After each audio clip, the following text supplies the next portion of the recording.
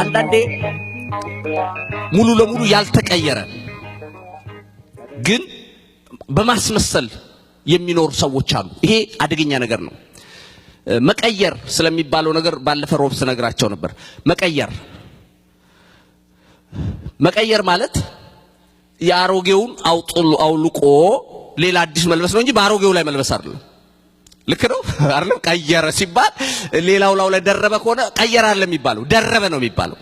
አንዳንድ ሰው እንደዛ አይነት ላይፍ ይኖራል፣ ደረበ ላይፍ እና ቸርች ሲመጣ ይለብሰዋል፣ አንድ አይነት ነው፣ ሲወጣ ያወልቀዋል።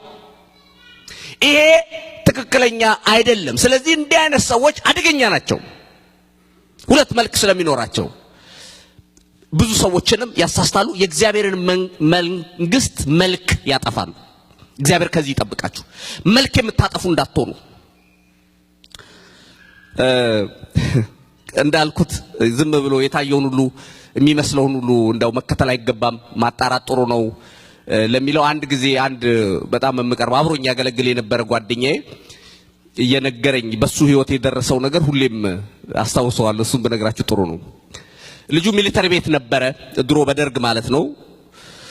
እና እዛ መኮንን ነው፣ ሻምበል ምናምን እምነት ማድረግ የነበረው ልጅ ነው።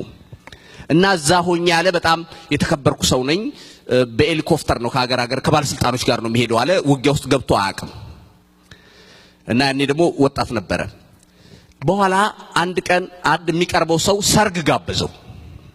የጋበዘው ሰርግ በጣም ወዳጁ ነው ልጁና በዚህ ሰዓት ነው እንዳትቀር ብሎት ነገረው። 11 ሰዓት ላይ እንግዲህ በኢትዮጵያ 5 ሰዓት መሆኑ ነው እንድትመጣ ብሎታል። እሺ አለ ልጁ። ቀደም ብሎ አሰበበት፣ ሰፈሩንም አያውቅም፣ ነግሮታል በምልክት። እና በኮንትራት ታክሲ ነው የሚሄደው አለ። አይደለም የቤት መኪና አለ እሱን የሚያደርሱት፣ የመስሪያ ቤት መኪና፣ በቤት መኪና ነው የሚወስዱት።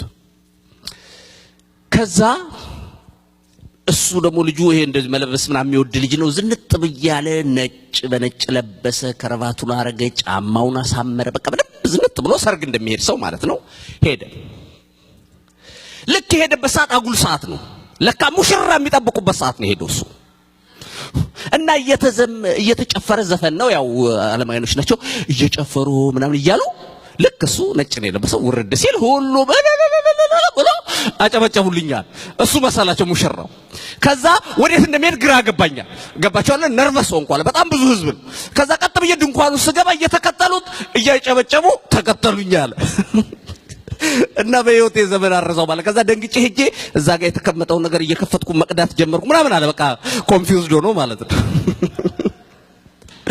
ምን ልነግርህ ነው ወንድሜ፣ ነጭ የለበሰ የመሰለ ሁሉ ሙሽራው እንዳይመስልህ። ጥንቃቄ አርግ። ለይ ሙሽራን ወቅ ገባ። አንዳንድ ሰው አያውቅም፣ በሆነ ነገር ብቻ መለያ የሚጠብቀውን እንኳን አያውቅም። ገባ። አሁን ገባ። ቢያንስ ሙሽራውን እውቀት የላቸውም፣ ስለ ሙሽራው ትክክለኛ ግንዛቤ ማን እንደሆነም አያውቁም። በቃ ነጭ ስለለበሰ ብቻ ሙሽራ ብለው። እንደዚህ እንዳትሆኑ። ብዙ ሐሰተኞች አሉ፣ ብዙ አስመሳዮች አሉ። ብዙ 98% እውነት ይዘው በ2% ውሸት የሚንቀሳቀሱ አሉ። ውጤቱ ላይ ግን ዜሮ እኩል ነው የሚሆነው። ፋይናል ሰይጣን አደገኛ ነው። አንድ እግዚአብሔር ሰው አንዴ ተጠይቋል። ለምንድን ነው ጌታ ኢየሱስ ሲናገር እውነት እላችኋለሁ እያለ ይናገራል? አንዴ እውነት እላችኋለሁ ካለ አይበቃም ወይ? እውነት ብሎ ለምን እንደሚደጋግመው ሲለው አይ ሰይጣን እውነት ውሸት እላችኋለሁ ስለሚል ነው አለው። ምን ማለት ነው? በእውነት ጀምሮ በውሸት ስለሚጨርስ ነው። ይኸውልህ በነገራችን ላይ ሰይጣን የሚናገረው 100% ውሸት አይደለም። ታውቃላችሁ? ብዙ ሰው የሚሳሳተው ይሄን ነው። ብዙ እውነት ነግሮ ትንሽ የውሸት ነው የሚጨምርበት። በመሰረቱ ውሸት እውነት አለው፣ በእውነት ግን ውሸት የለም ነው ህጉ። ትንሽ ውሸት ጠብ ካለችበት ደግሞ እውነት ነው ሳይሆን ሙሉ ለሙሉ ውሸት ነው። ስለዚህ ጥሩ ምሳሌ ልንገራችሁ። ለምሳሌ አሁን እንደው ለመዋሸት ብሞክር ዛሬ ጠዋት ስመጣ ከቤት የመጣሁት እየበረርኩ ነው ብል ውሸት ነው እውነት ነው እንዴ? ምን ተጠራጠራችሁ እንዴ? አልበረርኩም ውሸት ነው አይደል? ግን እውነት የለውም አለው። መጥቻለሁ፣ መምጣቴ እውነት አይደል? የመጣሁት ብያለሁ፣ መጥቻለሁ፣ እውነት ነው። ከቤቴ አልኩ፣ ከቤቴ ነው የመጣሁት፣ እውነት ነው። ግን ከቤቴ መምጣቴንና እዚህ መድረሴን እውነት ነው ብለህ እውነት ነው ትላለህ አይደል? በርር ያለው የሚለው ሙሉ ለሙሉ ውሸት ነው አረጋው። ምንድነው ልነግራችሁ የፈለኩት? ብዙ እውነት ውስጥ ጥቂት ውሸት ጨምሮ ነው ሰይጣን የሚያመጣው። ስለዚህ የምትከተሏቸውን ሰዎች ምረጡ፣ እናንተም እውነተኛ ሁኑ ነው ዛሬ። እንደ ጢሞቴዎስ ሰዎች አይተዋችሁ ከናንተ የሚኮርጁ መሆን መቻል አለበት። በህይወት የምትኮረጁ መሆን መቻል አለበት። እሷን መሆን ፈልጋል። ይሄን ስላረገች ነው ያርጋል። የብዙ ሰው ስህተት አፕሪሺየት ያርግና ያልፈዋል። አድናቂ እንድትሆን ሳይሆን መሆን ይጠበቅብሃል። አንተም ትህትና ያይና አንዳንድ ሰው ወይኔ አቤት ትህትናዋ እኮ ይሷ እና የተሰጣት ነው ይላል። አንደን ለምን የተሰጣት ቃል አይታይ እሱ አልተሰጠኝም ሊል ነው።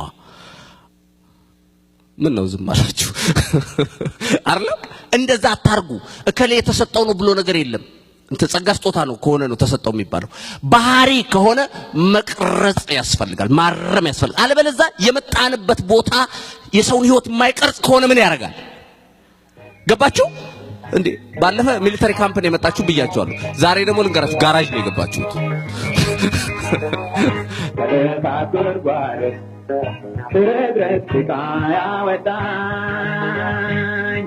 Agree, but in guy high. I don't know.